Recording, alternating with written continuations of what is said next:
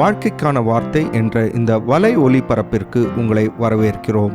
இது ஆதியாகமம் முதல் வெளிப்படுத்துதல் வரை முழு வேதாகமத்தையும் உள்ளடக்கிய ஒரு தினசரி தியானமாகும்.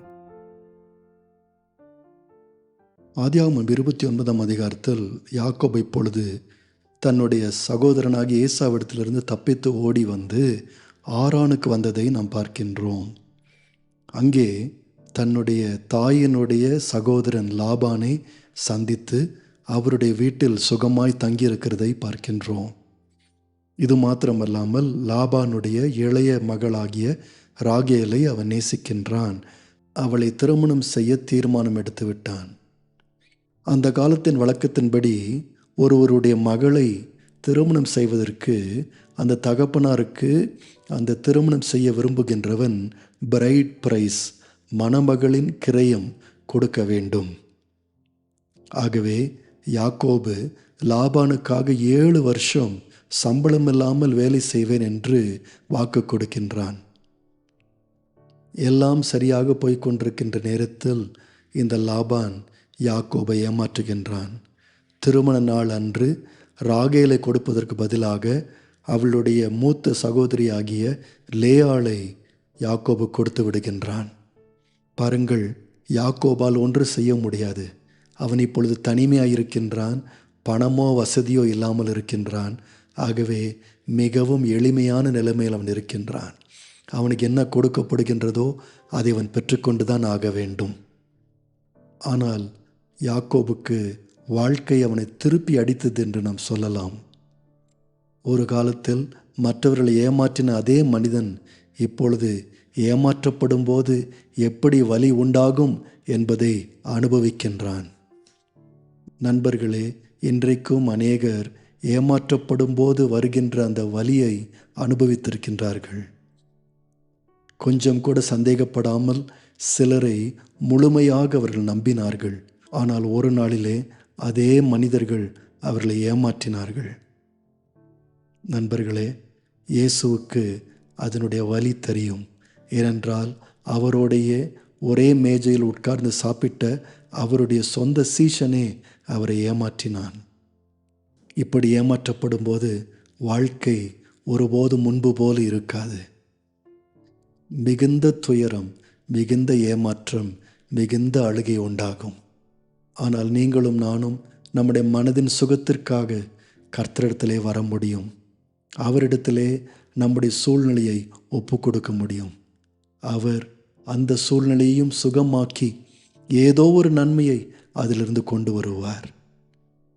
நீங்கள் யாராகிலும் ஏமாற்றப்பட்ட நிலைமையில் இருப்பீர்கள் என்று சொன்னால் நீங்கள் அதிகப்படியாக திகைத்து வழி மாறி போகக்கூடாது என்று சொல்லி உங்களுக்காக நான் ஜெபிக்கின்றேன்.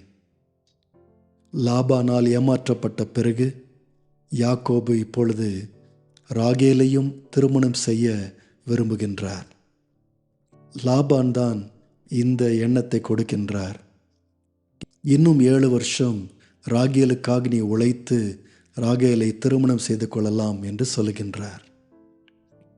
அந்த காலங்களிலே பலதார மனம் அனுமதிக்கப்பட்டதாக, ஏற்றுக்கொள்ளப்பட்டதாக இருந்தது. ஒரு புருஷனுக்கு தேவையான பொருள் வசதி இருக்குமானால் எத்தனை மனைவிகளையும் அவன் பலதரம் திருமணம் செய்து கொள்ளலாம் என்று சொல்லப்பட்டது. ஆகவேதான் லேயாளை திருமணம் செய்த பிறகு யாக்கோபு ராகேலையும் திருமணம் செய்கின்றான். ஆனால் இந்த 2 திருமணங்கள் யாக்கோபுக்கு சந்தோஷத்தை கொண்டு வரவில்லை. உதாரணமாக லேயாளுக்கு முதல் 3 பிள்ளைகள் பிறக்கும்போது அவள் யாக்கோபை குற்றம் சாட்டி பேசுகின்றாள். யாக்கோபு தன்னை நேசிக்கவில்லை என்றும் தன்னுடைய வாழ்க்கையில் மிகப்பெரிய கஷ்டத்தை கொண்டு வந்ததாக லேயாள் சொல்லுகின்றாள். ரூபன் பிறந்தபோது கர்த்தர் என் சிறுமையை பார்த்தருளினார், இப்பொழுது என் புருஷன் என்னை நேசிப்பார் என்று சொன்னாள். சிமியோன் பிறந்தபோது நான் அற்பமாய் எண்ணப்பட்டதை கர்த்தர் கேட்டருளி இவனை எனக்கு தந்தார் என்று சொல்லுகின்றாள். லேவி பிறந்தபோது என் புருஷனுக்கு 3 குமாரரை பெற்றபடியால் அவர் இப்பொழுது என்னோடே சேர்ந்திருப்பார் என்று சொல்லுகின்றார். 31ஆம் வசனத்தில் கர்த்தர் கூட லேயாள் அற்பமாய் எண்ணப்பட்டதை கண்டார் என்று சொல்லப்படுகின்றது. உண்மையை சொல்ல வேண்டுமானால் யாக்கோபுக்கும் லேயாளுக்கும் எந்த விதத்திலும் அர்த்தமுள்ள ஒரு உறவு இருக்கவில்லை. 30ஆம் அதிகாரத்திற்கு வரும்போது அங்கே ராகேல் அடுத்த மனைவியை நாம் பார்க்கின்றோம். அவள் யாக்கோபோடு சண்டை போடுகின்றாள்.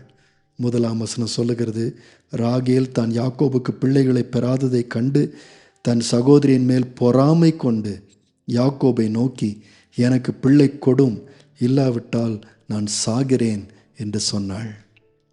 இந்த 2 மனைவிகளுக்குள்ளே நடந்த சண்டை சச்சரவு நாளுக்கு நாள் மிகவும் கெடுதலாய் போனது.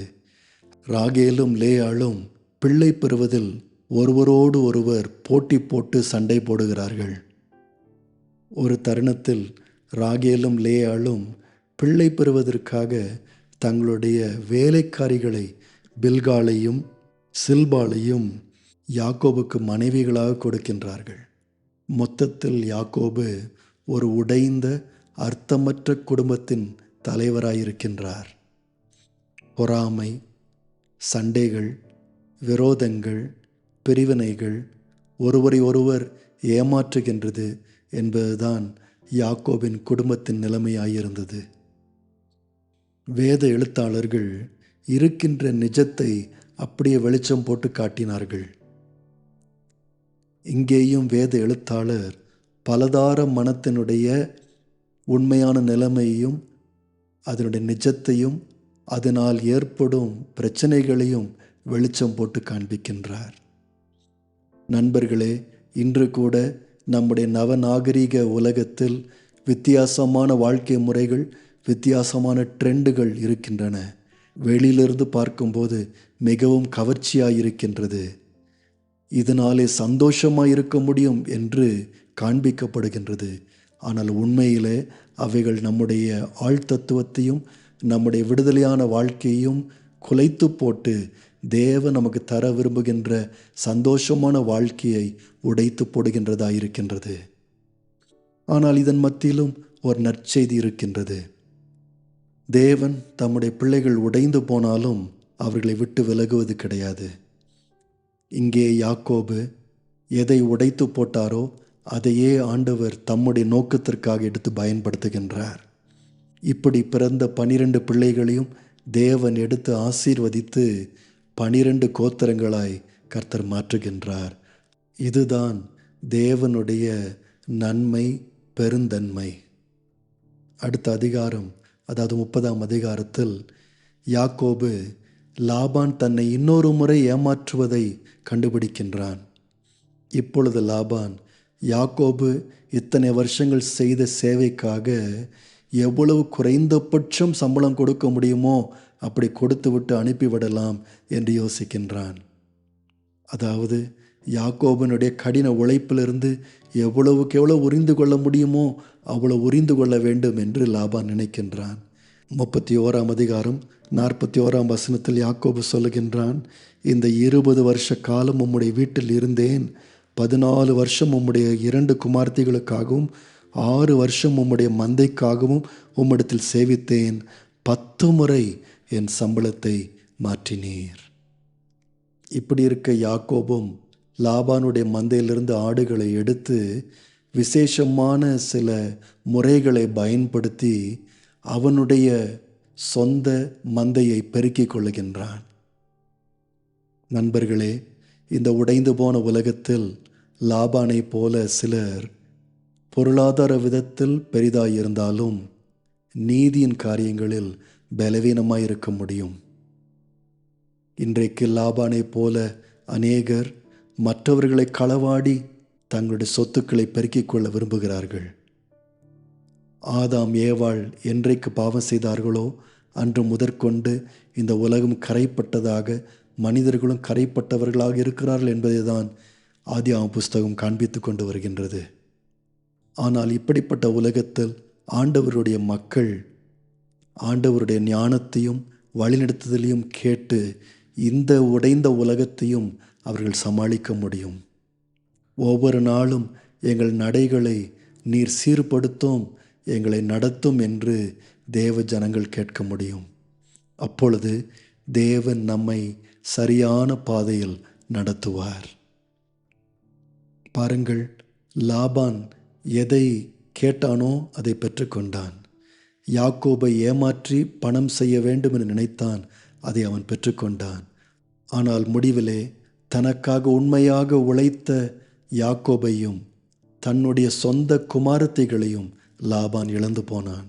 அதைதான் ஆதியாகமம் 31 நமக்கு விளக்குகின்றது. லாபானுடைய சொந்த குமாரத்திகளே அவனை கனவீனப்படுத்தி அவனை உதாசீனப்படுத்துகிறார்கள். அவனிடத்தில் சொல்லாமலேயே அவனை விட்டு ஓடி போகின்றார்கள். கடைசியில் லாபான் தன்னுடைய பணப்பைகளை மட்டும் கைகளில் வைத்து கொண்டிருக்கின்றான். ஆனால் அதை தவிர வேறொன்றுமே அவனிடத்தில் இல்லை. தன்னுடைய சொந்த குடும்பத்தாரே அவனை விட்டு விலகி போனார்கள். நண்பர்களே, நம்முடைய இரட்சகராகிய இயேசு கிறிஸ்து இன்னொரு வித்தியாசமான வாழ்க்கை முறையை நமக்கு கற்றுக் கொடுத்தார். இயேசு கிறிஸ்து அவருடைய தியாக வாழ்க்கையின் மூலமாய், அன்பின் வாழ்க்கையின் மூலமாய் வேறொரு வாழ்க்கையை நமக்கு காண்பித்தார். நீங்களும் நானும் இயேசு காட்டின வழியின்படியே நம்முடைய வாழ்க்கையை அமைத்து கொள்ள முடியும்.